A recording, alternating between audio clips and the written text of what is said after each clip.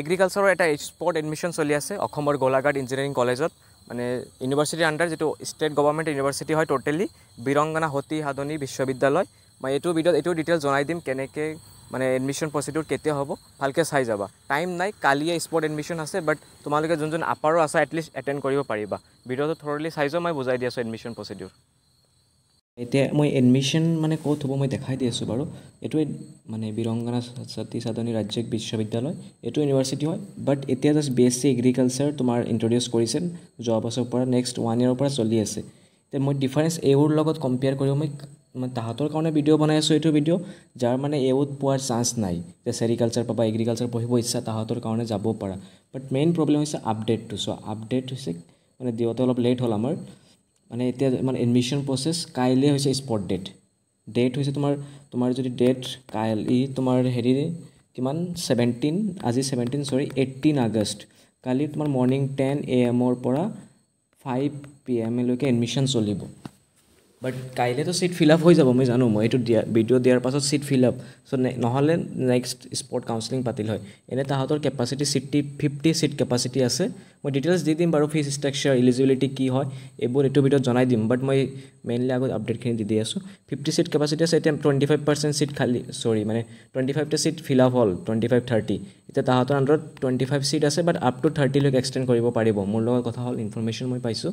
fees structure eligibility admission প্ৰচেছটো মই জনাই দি আছোঁ ফাৰ্ষ্ট এটা ৰেজিষ্ট্ৰেশ্যন ফাৰ্ষ্ট কৰিব লাগিব যোৱাৰ আগত মই সেইটো ৱেবছাইটত ডিছক্ৰিপশ্যনত লিংক দি দিম কমেণ্ট ছেকশ্যনত লিংক দি দিম আমাৰ হোৱাটছএপ গ্ৰুপ জইন হৈ যাবা তাতে তুমি যোৱাৰ পাছত এনেকৈ ডিটেইলছ আহিব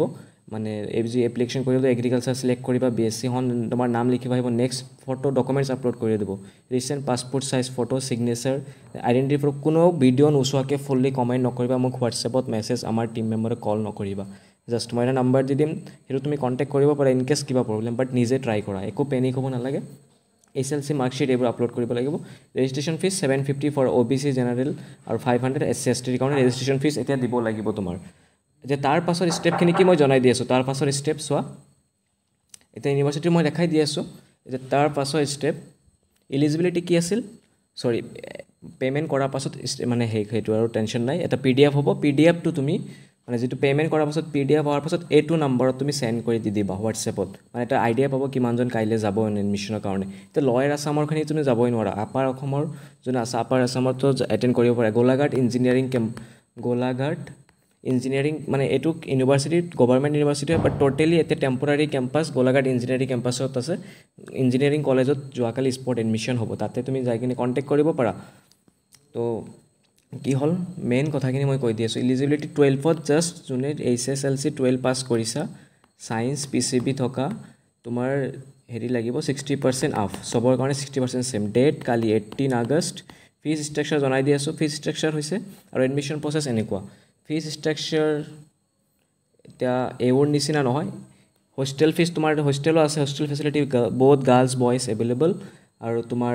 এডমিশ্যন এতিয়া 40K দিব লাগিব এইটোৱে তোমাৰ ফাৰ্ষ্ট ছেমিষ্টাৰৰ ফিজ হয় এইটোৱে admission 40K first semester fees এইটোৱে এডমিশ্যন আৰু হোষ্টেল ল'ব হ'লে 7,000 এটা ছিকিউৰিটি ফিজ দিব লাগিব আৰু তাৰপাছত মান্থলি 5,000 এটাকৈ এনেকৈ ফিজ দিব লগা হয় আৰু ৰিফাণ্ড যদি তুমি ধৰি লোৱা এইত পাই যোৱা দেন এডমিনিষ্ট্ৰেশ্যন আজিকালি UGCৰ আণ্ডাৰত হয় কলেজখন UGCৰ আণ্ডাৰত হয় তো তুমি ৰিফাণ্ড পাই যাবা এডমিনিষ্ট্ৰেশ্যন কৰিলে বাট মই চিয়'ৰ নহয় এইটো বস্তু ৰিফাণ্ড পাব লগা হয় তো তোমালোকে ল'ব কাইলৈ যদি ঘৰৰ ওচৰত কোনোবা আছে গোলাঘাট যোৰহাটত আছে আৰামছে এটেণ্ড কৰিব পাৰিবা যাই মেলি এতিয়া চোৱা এতিয়া তুমি মই মেইন কৈ আছোঁ যে কোন মানে কিছুমানে ভাবিব এইত মই পঢ়িব ইচ্ছা আছিল ডিফাৰেঞ্চ এইটোৱে হ'ব এইটো ICAR এফিলেটেড নহয় বাট উইদিন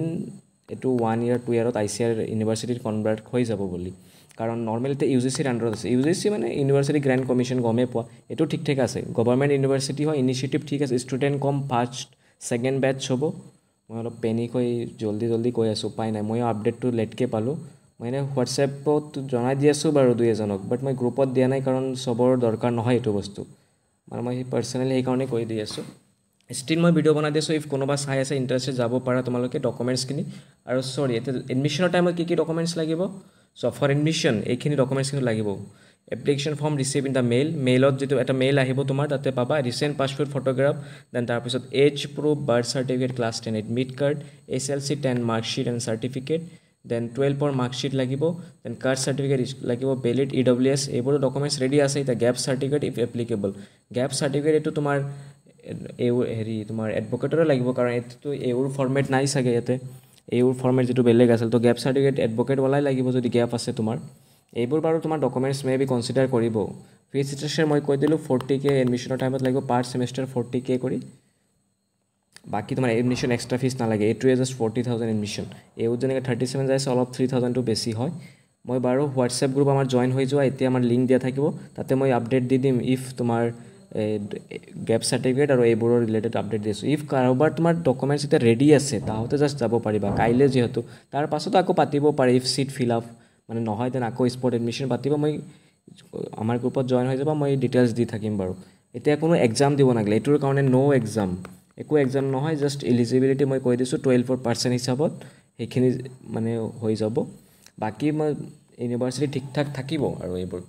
এতিয়া যাৰ জাষ্ট ডিগ্ৰী লাগে এগ্ৰিকালচাৰ পঢ়িব ইচ্ছা পঢ়িব পাৰা next year horticulture fishery science এইবোৰ এনেকুৱা আৰু ৱেবছাইটত ভিজিট কৰি চাব পাৰা এইটো ৱেবছাইট আছে BSSৰ মই এবাৰ দেখাই দিছোঁ বাৰু ৱেবছাইটটো মই এবাৰ দেখাই দিছোঁ এইটো চোৱা ইয়াতে আছেই তোমালোকে নিজে এবাৰ চাব পাৰা ইয়াতে কিন্তু মই ৰেজিষ্ট্ৰেশ্যন হেৰি পোৱা নাই ৰেজিষ্ট্ৰেশ্যন লিংকটো মই দি দিম বাৰু হেৰিত ডিছক্ৰিপশ্যনৰ লিংকত মই ঠিক আছে ভিডিঅ'টো শেষ কৰিছোঁ তোমালোকে যিমান সোনকালে যদি কাৰোবাৰ ইচ্ছা আছে এপ্লাই কৰিব পাৰে এপ্লাই কৰি লোৱা মই ভিডিঅ'টো শেষ কৰিছোঁ থেংক ইউ